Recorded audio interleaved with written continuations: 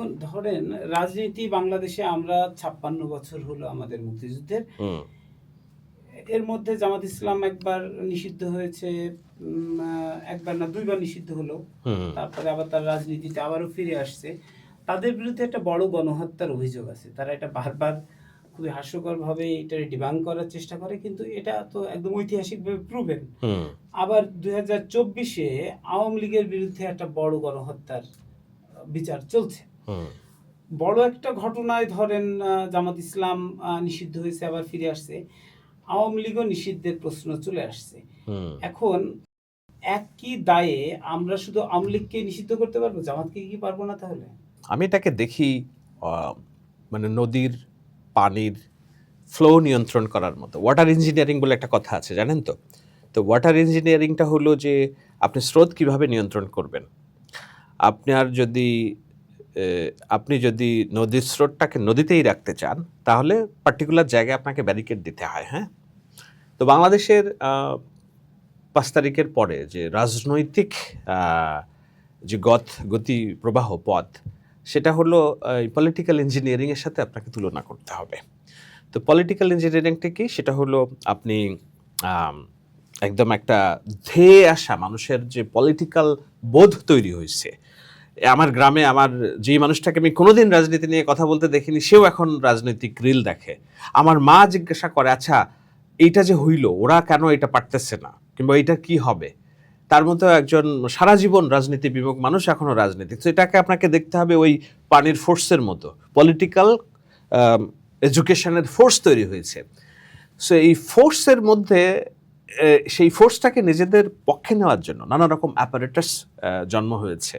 বয়ানের রাজনীতি তৈরি করা জন্ম হয়েছে। তারা নানা রকম মিসইনফরমেশন, ডিসইনফরমেশন, গুজব, এগুলোকে দিয়ে মানুষের মনোজগতের যে মানে রাজত্ব, সেইটা কন্ট্রোলে নেওয়ার জন্য ওপিনিয়ন লিডার বলে কমিউনিকেশনসের ভাষা একটা শব্দ। একজন ওপিনিয়ন লিডার হয়ে গেছে।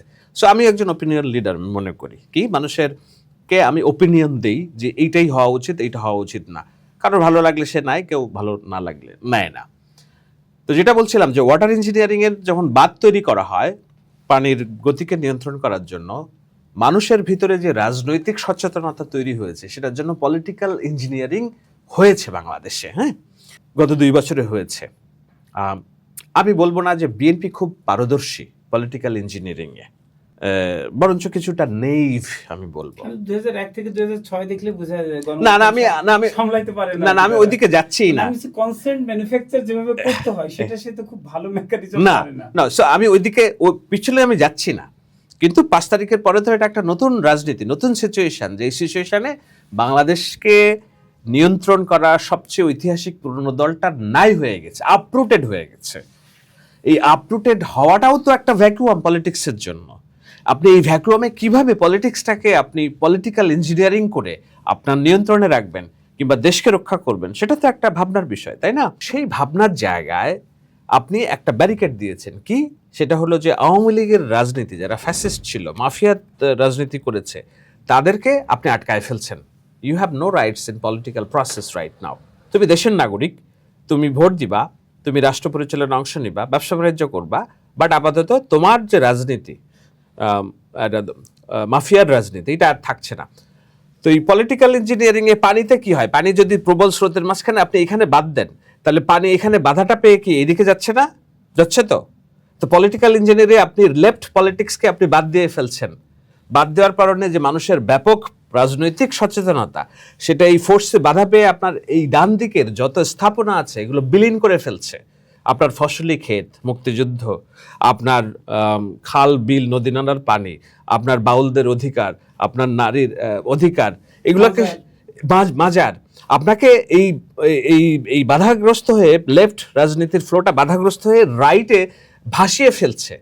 তো এইভাবে যদি আপনি ওপেন রাখেন জিনিসটাকে, তাহলে তো আপনার ফসলি ক্ষেত নষ্ট, আপনার প্রোডাক্টিভিটি নষ্ট। 18 মাসে তো 20 মাসে তো সেটা এটা খুবই তাত্ত্বিক একটা ব্যাখ্যা আমি দিচ্ছি, আপনাকে বুঝতে হবে, তাই তো? কিন্তু 20 মাসে না না না আমি বলি ওই যে 20 মাসে পলিটিক্যাল ইঞ্জিনিয়ারিংটা তারা কি করেছে, বাদ দিছে এখানে, যেন রাইট রাজনীতি আমার সমস্ত মনোজগৎটাকে খেয়ে ফেলে।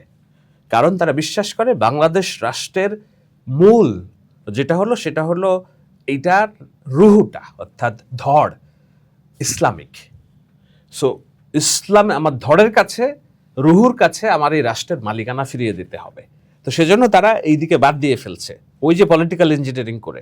নাও আপনি যদি আপনার ফসলি ক্ষেত বাংলাদেশকে রক্ষা করতে চান, আপনি যদি ধর্মের নামে আরও একটা ফ্যাসিস্ট রাষ্ট্র, যেটা আগামী 100 বছরেও যদি কায়েম হয়, আমরা সেই ফ্যাসিজম দূর করা যাবে না, সেটা যদি আপনি না চান, তাহলে আপনাকে ভেরি গুড পলিটিক্যাল ইঞ্জিনিয়ার হইতে হবে। কি সেটা? সেটা হলো ওই যে আপনি বললেন যে গণহত্যার দায়ে আইন করতে হবে, এটা যেটা সংস্কার আলোচনায় জুলাই সনদে বিএনপি চেয়েছিল, তারা ঢুকাতে পারে নাই। সেটা হলো গণহত্যার দায়ে পলিটিক্যাল অর্গানাইজেশনের বিচার করার ক্ষমতা থাকতে হবে।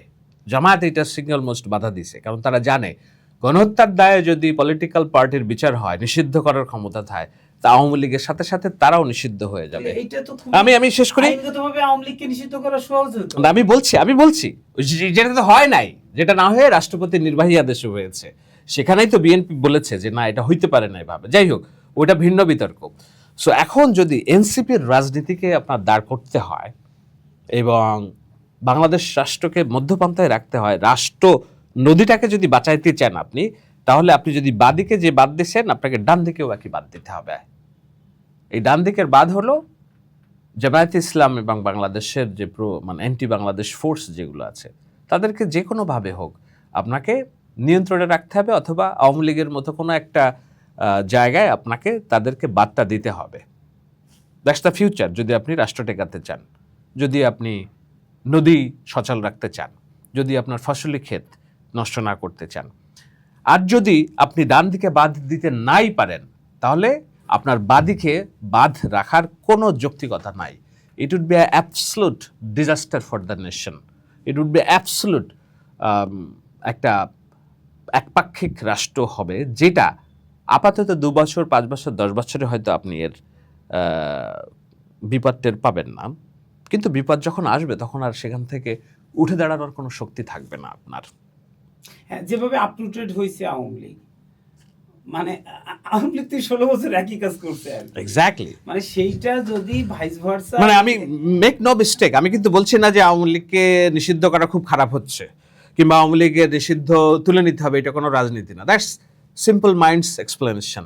বাট আমি বলছি, আপনি যদি বাংলাদেশ রাষ্ট্রকে ঠিক মধ্যপন্থায় রাখতে চান, তাহলে ওয়াটার ইঞ্জিনিয়ারিংয়ের মতো আপনাকে পলিটিক্যাল ইঞ্জিনিয়ারিংটা করতে হবে। যেই বাঁধ দেওয়া হয়েছে গত 2 বছরে বাদিকে, ইদার আপনি এটা উঠাই নেন, না হইলে আপনি সমপরিমাণ বাঁধ ডান দিকে দেন, তাহলে আপনার স্রোতটা মাঝখানে থাকবে।